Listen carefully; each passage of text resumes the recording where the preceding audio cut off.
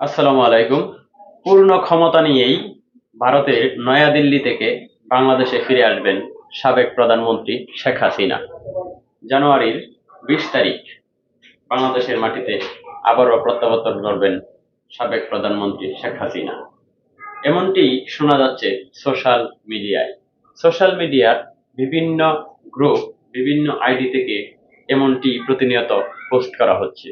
আমরা এই বিষয়টির জন্য অনুসন্ধান করতে গিয়ে বিভিন্ন জনের কাছে প্রশ্ন করেছি, আসলে কি প্রধানমন্ত্রী শেখ হাসিনা বাংলাদেশে ফিরে আসবেন?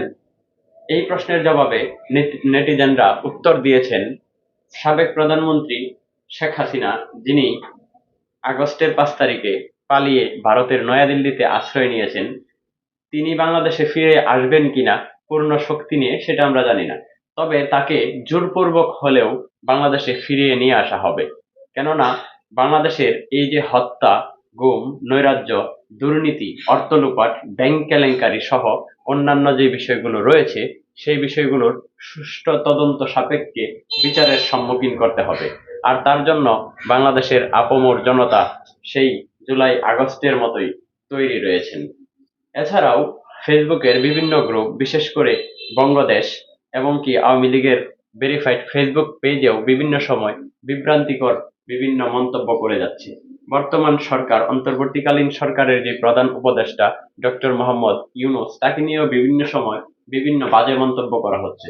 শুধু তাই নয়, এই পলাতক প্রধানমন্ত্রী শেখ হাসিনা, তিনি কিন্তু বর্তমান যে বিএনপি রয়েছেন, আপসহীন জননেত্রী বেগম খালেদা জিয়া এবং ভবিষ্যৎ রাষ্ট্রনায়ক জনাব তারেক রহমান, তাকে নিয়েও মন্তব্য করতে একটু দ্বিধাবোধ করছেন না।